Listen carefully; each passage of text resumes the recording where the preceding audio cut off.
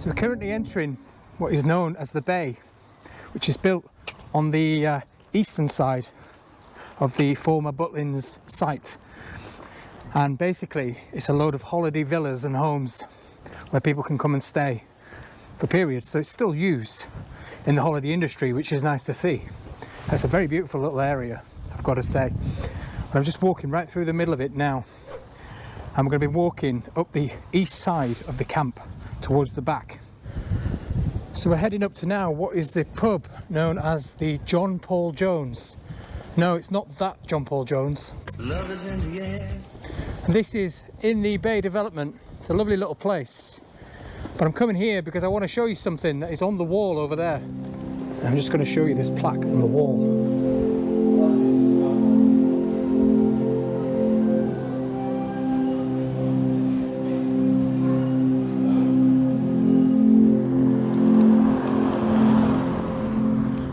Just spotted a lot of these old railway sleepers as well, used in this new development. There's plenty of them on the floor.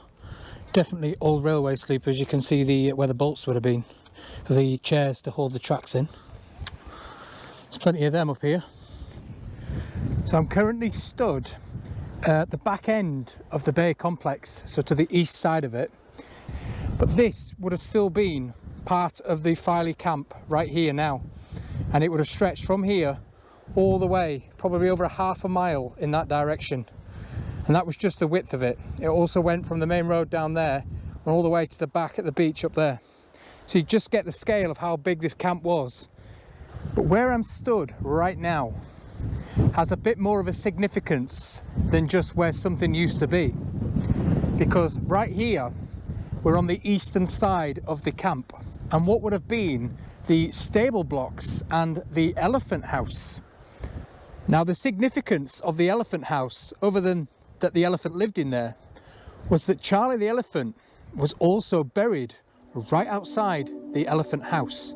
Charlie the elephant, or Big Charlie as he was also known, was a 5.5-ton Asian elephant, originally based at the Butlins Holiday Camp in Ayr, Scotland. He was transported down to Butlins Filey in 1957. He was the largest elephant in captivity at the time. Charlie would often be led around the camp to meet and greet people. Children would come and pet him and feed him, and if they were lucky, they would be able to have rides upon his back. He was a very popular mascot of Butlins Filey at the time. Charlie was well cared for by his longtime mahout, Ibrahim, who stayed by Charlie's side throughout his time at Butlins Filey. Sadly, Ibrahim was taken ill and died. Charlie pined for him so badly that he refused to leave his large elephant house on the eastern side of Butlins Filey, and it is said that he became rather aggressive and disobedient. The RSPCA had recommended that Charlie should be put to sleep, and he should be buried at the Butlins Filey camp. Now, due to the size of Charlie, it was thought that the best option was to euthanize him whilst he was relaxed in his elephant house, and dig a large hole just outside the doors to which he could be rolled into and buried. The location of the burial site has been kept secret for a long time. Only a few former employees who watched that fateful day knew of its exact location. But since the site has been developed, it seems the exact spot has been lost forever. Until now. There is documentation out there that states that they basically, because of the size of him, when they put him to sleep, they opened the stable doors, literally dug a hole right in front of them and put him in the hole there because he was too big to move anywhere else. Now this has been corroborated by quite a few former employees here at Butlins Filey, including one Rocky Mason, who I used to talk to for many years back in the day. He used to be one of the chief redcoats here, and he corroborated my story. Now, I spent many hours looking at old photographs, aerial pictures and maps to try pinpoint the exact location of where the burial site would have been, or the elephant house anyway. And I think I've pinned it down exactly to just behind me here, and I'll show you in a bit more detail in a second. But when I sent the link to Rocky, this is many years ago now, I sent him the pinpoint of where I thought he was. He came back and said You're absolutely spot on. So now it's nothing more than a parkland with the bay development there. You can walk through this site. There's a couple of lakes scattered around, a bit of a nature park now. But right in front of us here, you would have had the stable building just there on this flat piece of land. And then the elephant house was directly in front of it, just there. Would mean that Charlie the elephant is buried somewhere here, right in front of the camera. Probably, I don't know, 10 feet down, who knows. So I've just ventured a bit further in to the large grass. So I think I'm stood on the exact spot right now. So somewhere under here is a massive elephant buried. Again, I could be a couple of meters out, a couple of feet out, but I'm pretty accurate. I'm pretty sure that I'm accurate and that it's in this vicinity here. But anyway, looks like nothing today.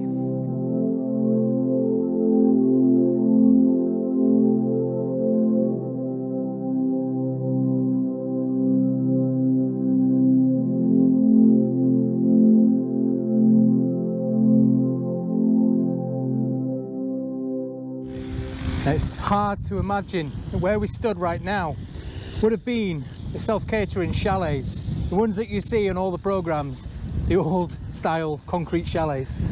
And just to my right over here would have been a sports field as well at the back of the Filey site.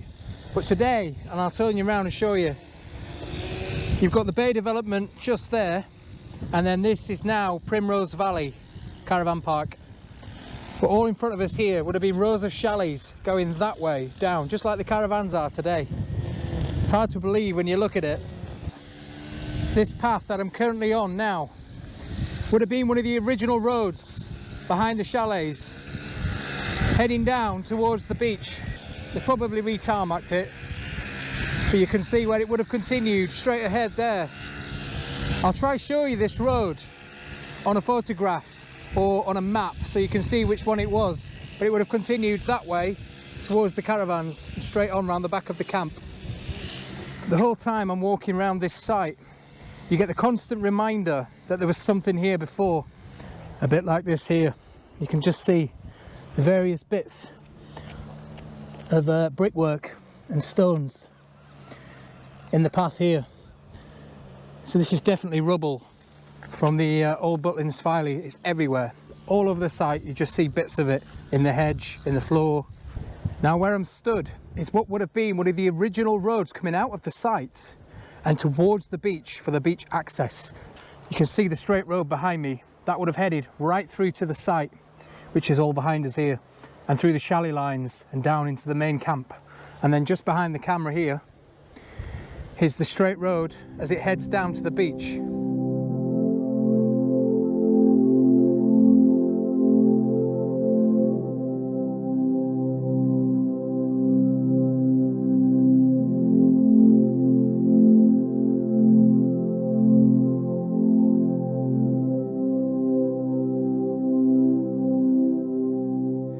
Now just at the end of here, there was a turning circle. And here it is, the original turning circle. Still here today for the puffin billy train, as it would have made its way down from the camp and around here to drop the passengers off here so they could head down there to the beach, and then the same back again, back to the camp. Now this is the same puffin billy train that would have picked passengers up from the station as well and ferried them under the road in the tunnel to the camp, which we'll look at later on. And here again you can see the original beach access path, or the road down to the beach here. And what a beautiful beach it is down there. But this is still the original access today from the Bay Complex and Primrose Valley. And a packed beach down there, no doubt, when the camp was at its busiest time. And also Primrose Valley, which was only small back then. It was a tiny little caravan park next to Butlins. Today, it's taken over most of the Butlins site.